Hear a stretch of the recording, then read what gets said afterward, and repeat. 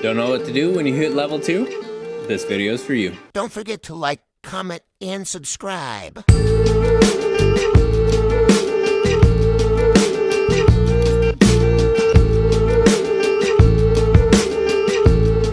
Hello everybody, I'm Alex, and we're going to be talking about leveling up in DC20 today. For the most part, we're going to be talking about level 2, and we might touch on a little bit of level 3, but really what we're trying to talk about today is talents, class talents, for which you get to pick one talent at level 2.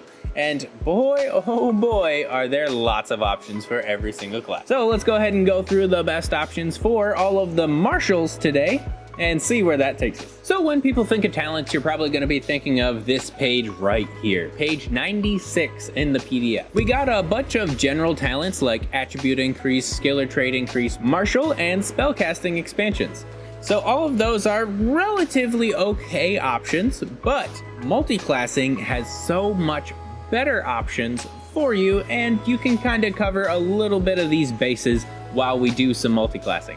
But I will mention these whenever they come up as almost like a tier list to see where you should slot them in, like what's best for multi-classing. And without further ado, let's get to the first one. For the Barbarian, of course, we want to get to be a better martial with this thought experiment about subclassing for martials. And to give you a quick overview of what the Barbarian's toolkit is, he's got the Barbarian's Rage, which you deal +1 damage on melee martial attacks. You have advantage on might saves, your PD is increased by 5, and you gain resistance half to elemental and physical damage. A massive boon for anyone who's charging directly into battle.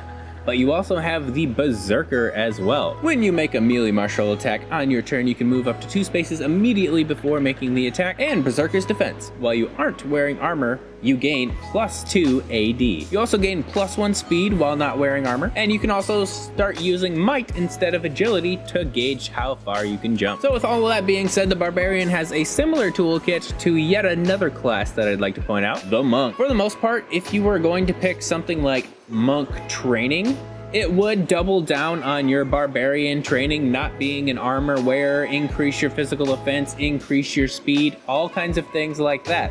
Which, of course, is going to be very helpful for martials. But if you wanted to go ahead and pick up Monk Stance, this is where it really starts to hit home. If you want to get big hits with the Bear Stance to start doing more and more damage, because you do have that +2 your attack while you're just dishing it out on the battlefield, this would definitely help. And that's why Monk is going to be my #1 subclass pick for Barbarian. My #2 subclass pick, however, is going to be the Champion. Master at Arms or Fighting Spirit are a perfectly good option for you to choose as a Barbarian. Being a Master at Arms means you can swap freely in between your weapons without causing opportunity attacks. You're going to learn an extra 2 maneuvers and 1 technique, which sounds extraordinarily similar to our general trait, Martial Expansion, which is honestly just a little bit worse. But then let's go ahead and take a look at Fighting Spirit, because with combat readiness, at the start of your first turn in combat, you gain one of the following benefits. Brace. You gain the benefits of the dodge action and advantage on the next save you make until the end of combat, or you gain the benefits of the move action and advantage on the next physical check you make until the end of combat. So getting advantage on the first strike in your turn is super helpful, especially if you just activated Rage. But we're gonna take a little bit of a flip here and go all the way to the back of the classes to the Spellblade, because we've got to talk about the Bound Weapon. Bound Weapon is such an awesome flavor feature that you'd be able to apply to any martial. If you want to have that Thor's hammer effect,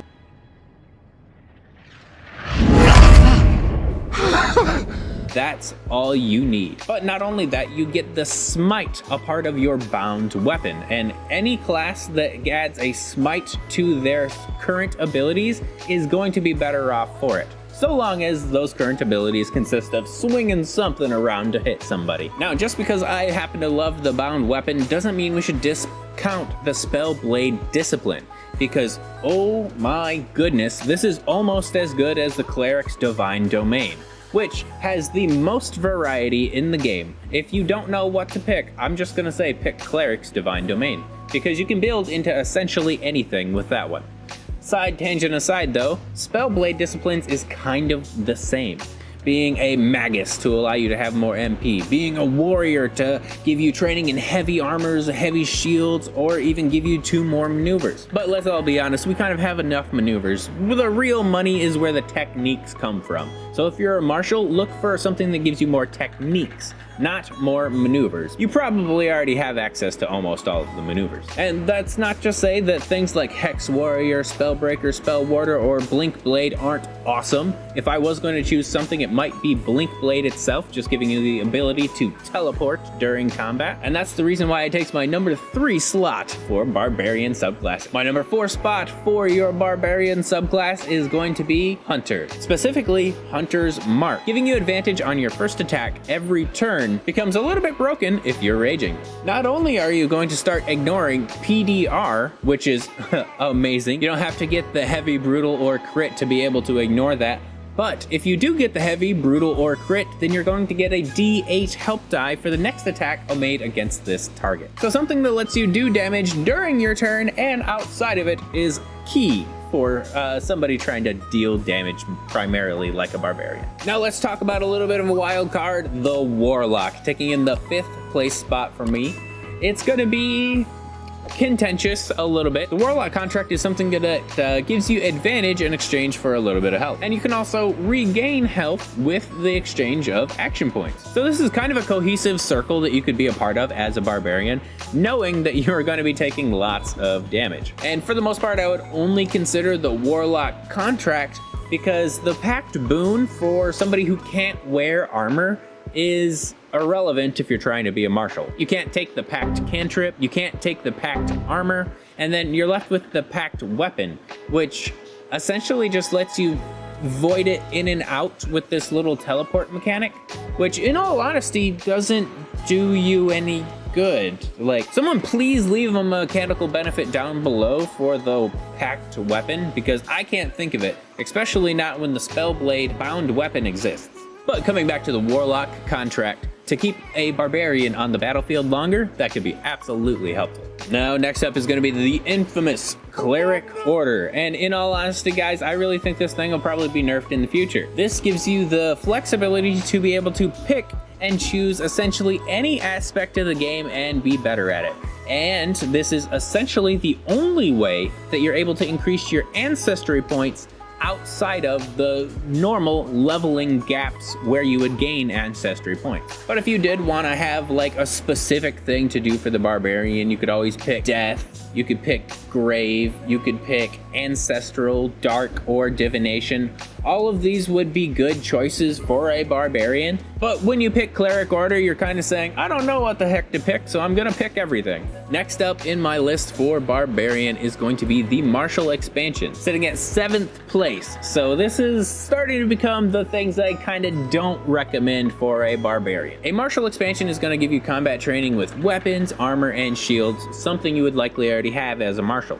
You're also going to gain 2 additional maneuvers, which you have plenty of. Gaining more of them isn't exactly the boon that you think it is, because you still have to pick between all of your options when you have so many different maneuvers. If you just have a toolkit that you rely on or synergize with, that's far better than having a smorgasbord of options. And then last but not least, what is actually useful about the Martial Expansion is learning 1 additional technique. Something that gets you techniques is going to be far more valuable than something that gets you maneuvers. And just under the Martial Expansion coming in is the Rogue.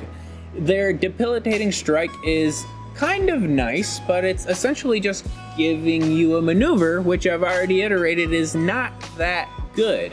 And sure, a maneuver to get deafened, exposed, hindered, or slowed too is awesome. It's kind of like skipping a step, but it's still not as useful as most of the other subclassing options might be for a barbarian. So you can probably already tell that Rogue and Barbarian's playstyles might clash, and that's why they don't synergize well.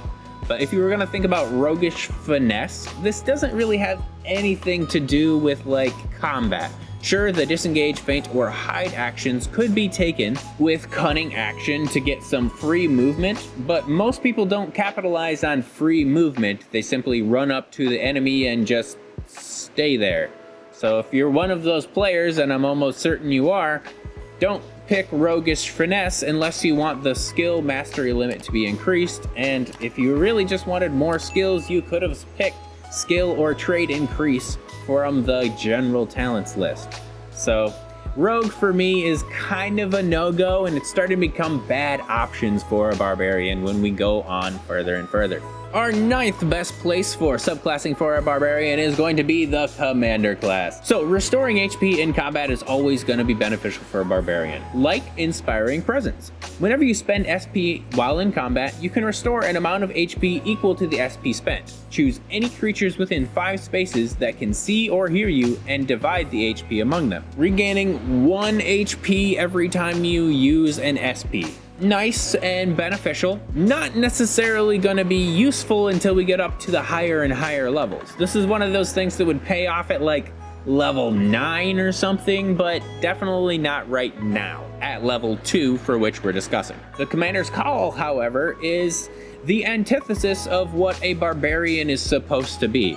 The Commander's Call is essentially giving your action and stamina point up just so another party member can make an attack for you. That's probably the least Barbarian thing you could do. And in all honesty, if you were a Barbarian trying to double down on things like damage, then this would just be a worse option than you swinging that thing around. And then next up, it's going to be Attribute Increase.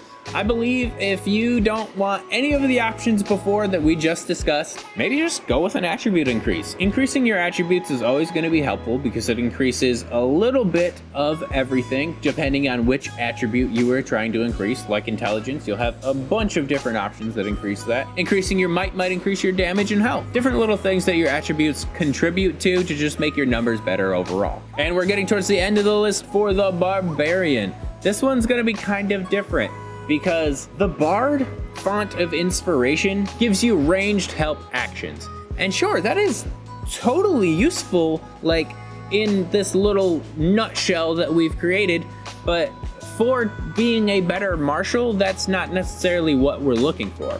So that's why Font of Inspiration is the lower part of the list, but you could also check out Remarkable Repertoire. Most of it doesn't apply to martials, but you would gain 2 skill points, which yet again, you could just pick skill or trade increase. And then the final 2 things to make you a better martial in the tier list of all of the options that you have available to yourself from the Barbarian multiclassing is going to be Spellcasting Expansion. That's probably the worst thing you can do to become a better martial.